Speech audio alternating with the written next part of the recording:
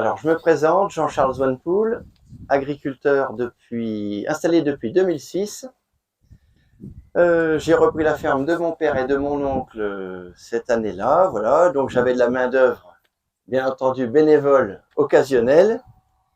Et puis un jour, j'ai dû faire avec de l'humain, avec mes défauts, les leurs, et puis l'esprit d'indépendance m'a fait penser, un jour de visite à Innovagri, j'ai vu un tracteur John Deere qui n'était pas commercialisé autonome, mais qui pouvait déjà l'être. Je me suis dit, vivement que ça arrive un jour. Et finalement, 19 ans plus tard, on a certains constructeurs qui ont dit, mais il faut qu'on pousse le pas. Et avec toute la technologie qu'on a, on peut déjà se lancer dans l'autonomie. Donc j'avais vu des publicités dans une très bonne revue qui est la France Agricole, sur Axide, et j'avais vu des publicités internet, et j'ai contacté Axide en décembre 2022. Ils ont mis du temps avant de me répondre, peut-être de me prendre au sérieux, sûrement d'améliorer le produit. Et puis l'année dernière, lors de la première édition, on a fait venir le robot Axide avec Jonathan, voilà, que je connais mieux maintenant. Et on a commencé avec un petit déchômeur de 3,50 m, voilà. Ce que j'ai trouvé en qualité sur ce tracteur, c'est sa puissance, 160 chevaux, l'autonomie d'un moteur diesel, des chenilles pour la structure du sol, et après, il avait toutes les qualités, tous les automatismes que peuvent déjà avoir tous nos tracteurs avec pilote. Alors, pour l'année 2025, je l'ai loué pendant 2 mois. Autant vous dire que la première fois quand j'ai signé le contrat, je ne savais pas pourquoi je signais. Voilà. J'ai dit, bon, il me faut de la main-d'œuvre, on va voir, on verra. Peut-être que ça ne marchera pas, peut-être que c'est un coup d'épée dans l'eau. S'il pleut beaucoup pendant 2 mois, comme en 2024, peut-être que je l'ai loué pour rien. Peut-être qu'il m'avancera dans le travail, s'il fonctionne vraiment. Et finalement, en 2025, il a fait beau. Je l'ai reçu le 13 mars, il me semble. Et je l'ai vraiment utilisé, on va dire, du 20 mars au 18 avril. Donc j'ai même fini mes semis de maïs et de tournesol avant ma limite saisonnière qui est du 25 avril pour les semis d'été. Le robot a travaillé 166 hectares 2 fois avec des vibros, un 6,50 m, un 6 m, avec des dents courbes, avec des herses roulantes derrière. Et ensuite, le beau temps m'a permis d'enchaîner avec les semis. Il a donc semé 130 hectares de maïs environ, et puis plus d'une trentaine de tournesols.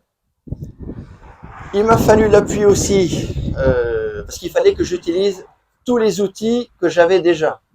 Là, avec Axide, on m'a pas limité. J'aurais pu mettre ma vieille herse rotative, mon vieux vibro, ma faucheuse, voilà, qui est toute simple. Il n'y avait pas besoin d'engager d'autres frais que la location. On peut équiper tous les outils de capteurs en tout genre. Vous aurez des questions sûrement, et comment ça se passe en cas de pierre. Mais il se débrouille vraiment tout seul. Et la question que se posent beaucoup de gens, c'est est-ce qu'il fait les fourrières tout seul? Est-ce qu'il fait des marches arrière tout seul? Eh bien, il fait tout ça tout seul. Quand on commence à avoir le robot chez soi, la première chose à faire, c'est d'arpenter tous les champs. Alors, vu que j'ai pas de quad, on a tout fait à pied. On a arpenté les 160 hectares à pied. On a créé des parcelles. Et après, c'est comme dans un jeu vidéo.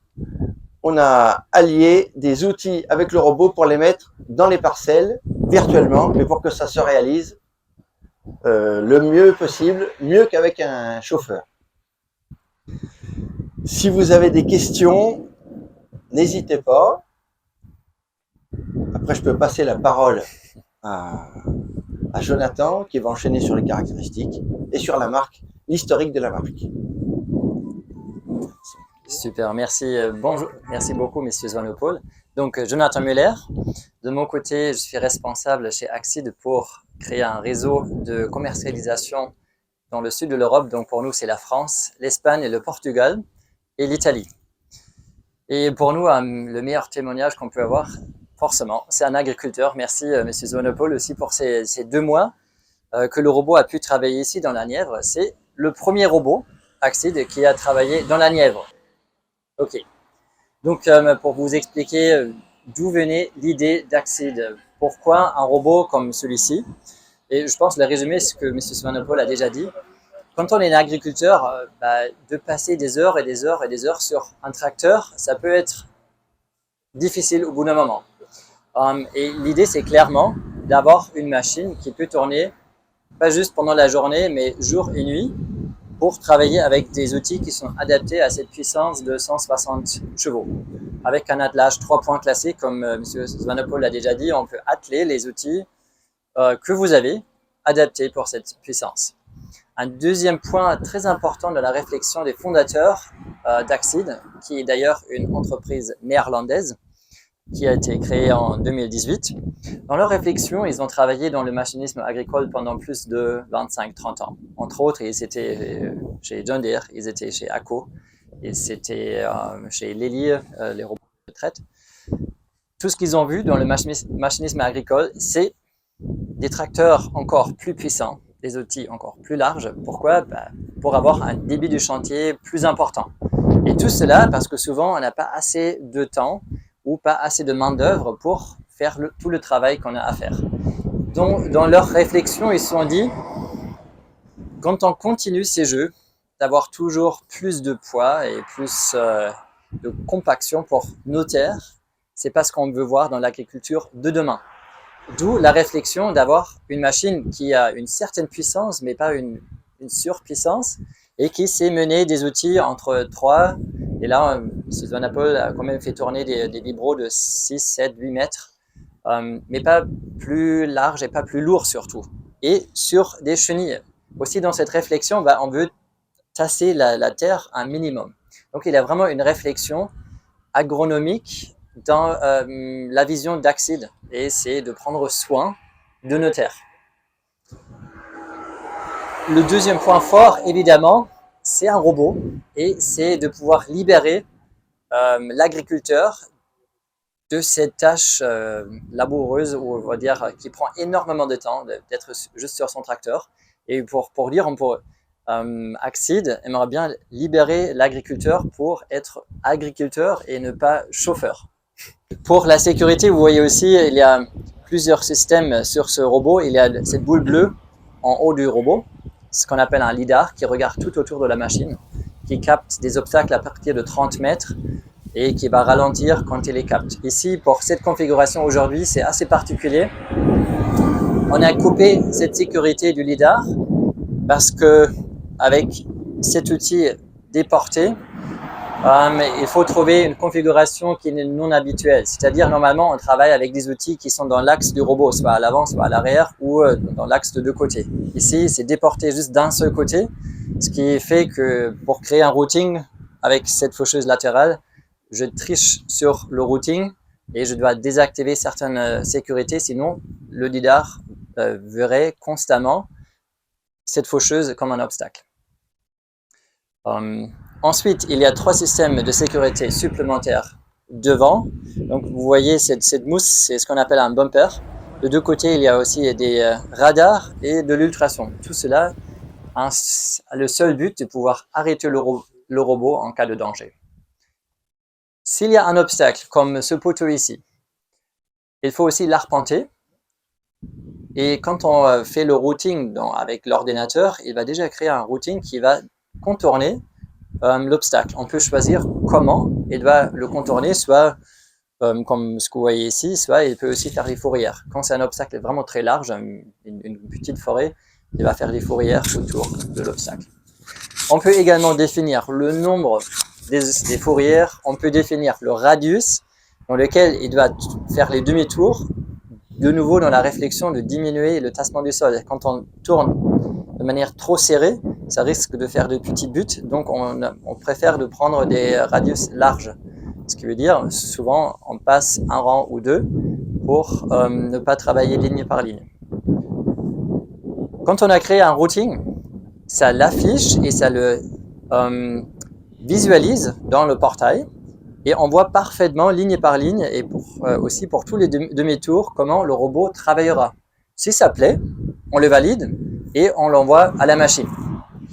En plus, ça nous indique combien de temps le robot prendra pour faire cette mission, ce qui permet de faire un vrai planning. Donc, en fonction des parcelles qu'on a, on privilégie des parcelles plus larges pour pouvoir tourner avec le robot pendant toute la nuit. Si c'est une parcelle qui prend 8 heures, 10 heures, on met le robot le soir à 10 heures et le lendemain à 8 heures, il aura terminé. Donc, les toutes premières missions que vous avez fait, vous ne l'aviez pas trop osé, mais finalement, il avait quand même quelques parcelles pendant toute la nuit. Et pendant la journée, il faut quand même déplacer le robot d'une parcelle à l'autre avec la télécommande. Donc, Simon, il est là, la télécommande. Là, c'est comme une télécommande PlayStation, juste beaucoup plus cher et avec plus de sécurité. Mais sinon, c'est aussi ce qu'on a remarqué, les gens qui sont plus à l'aise avec le PlayStation, ils savent aussi très bien prendre le robot en main. Donc, une fois qu'il est dans la parcelle, on appuie la combinaison des marches et il se débrouillera tout seul et il fera cette mission de A à Z. On peut déterminer un point de départ, un point d'arrivée. Donc, l'étape d'après maintenant, c'est aussi qu'il sait se déplacer d'une parcelle à l'autre de manière autonome, mais toujours à condition que le chemin entre les deux soit un chemin privé. Donc, le robot n'est pas homologué pour la route, il ne le sera pas. Si on veut le déplacer sur la route, il faudrait avoir un porte-char. Mais si c'est sur des petits chemins comme ce que vous avez fait ici, on peut le prendre en main avec la télécommande. Et donc le but finalement d'un robot, c'est de le faire tourner un maximum d'heures. C'est clairement ça. Plus qu'il tourne, plus il est rentable. Donc on a fait le calcul à peu près à partir de 500-600 heures par an, il devient rentable. Bien sûr, c'est aussi en fonction de qu'est-ce qui coûte la main d'œuvre, qu'est-ce qui sont les points qu'on prend en compte pour ce calcul, mais à peu près cette fourchette-là, à partir de 600 heures. Voilà. Si vous avez des questions, n'hésitez pas à les poser. J'ai quelque chose à ajouter. Oui. Une chose à ajouter, avant de louer le robot, j'ai compté le nombre d'heures que fait un agriculteur sur les 300 hectares que j'ai. Et par an, je fais 2000 heures de conduite d'engin, de télescopique, de moissonneuse, et de dépannage d'engrais, de pulvérisateur. Alors le robot, pour l'instant, il remplace pas la moissonneuse, il remplace pas le télescopique. Chez moi, il peut remplacer entre 600 et 800 heures de travail sur les 2000. Il fera 800 heures quand je l'aurai vu labourer. Voilà. Pour l'instant, il faut qu'on lui apprenne à labourer, puisque pour l'instant, il fait des parcelles où il raisonne avec un nombre de fourrières équivalente au nombre total de fourrières, alors que quand on laboure, on a un nombre de fourrières inférieur de 1, puisqu'on commence par une fourrière. Voilà. C'est un raisonnement à lui apprendre. Et c'est exactement ça ce qu'on voit. Il y a encore pas mal de développement à faire. On a déjà labouré. Justement, mon collègue anglais a fait un premier défi. Il a labouré je ne sais pas combien d'heures d'affilée. Et donc aujourd'hui, on est déjà bien plus précis que ce qu'on savait faire l'année dernière. Mais là, vous voyez aussi que sur le côté, ce qu'on appelle le soft, le logiciel, il y a encore des améliorations à faire. Par exemple, clairement aussi avec cet outil, on n'a pas un logiciel qui est développé pour l'instant pour un outil déporté. C'est pas l'outil le plus utilisé, donc pour l'instant, on se focalise sur les outils les plus utilisés. Ça commence avec un déchômeur à disque, à dents, la herse rotative, broyeur, tout ce qui est dans l'axe du robot. Le labour, c'est plus technique, plus compliqué. On y arrive. On a aussi fait pas mal de développement maintenant dans notre portail pour avoir le contrôle de section. Donc, avant de tourner, on peut clairement dire qu'est-ce qu'il faut faire dans quelle séquence. S'il faut d'abord lever ou s'il faut attendre jusqu'à ce que ça soit levé, on peut indiquer tous les délais précisément. Donc là aussi, pas mal d'améliorations qui ont été faites. Et un autre point qui est souvent demandé, s'il y a un problème avec l'outil, comment le robot saura le gérer? Admettons, on fait un déchômage à dents, à disque, et il y a un bourrage à l'arrière. Pour l'instant, s'il n'y a pas de capteur supplémentaire installé sur le robot va juste continuer jusqu'à ce que la force va trop demander et il s'arrête. Et il aura tout un tas de terre derrière lui. Pas génial. Ce qu'on peut déjà installer, ce que Axil propose aujourd'hui, c'est un kit supplémentaire qui permet d'installer les capteurs qu'on pense de devoir installer sur l'outil qu'on a déjà. Donc, pas nécessaire d'acheter un nouvel outil, mais par exemple sur un déchômeur à disque, on va dire, on pourrait mettre un capteur sur le rouleau à l'arrière, parce que normalement, s'il y a un bourrage qui commence, il va tourner moins lentement, il va patiner. Et s'il y a un décalage entre la vitesse de ce rouleau à l'arrière et la vitesse du robot, on peut définir à partir de quel seuil, soit il va déjà envoyer une notification ou il s'arrête. Donc là aussi, dans la communication outil-robot, il y a des améliorations qui se font déjà et qui s'amélioreront toujours. Donc aussi pour tous les jeunes qui sont ici, je pense, dans l'avenir, il y a plein de choses à développer dans ce domaine. Voilà.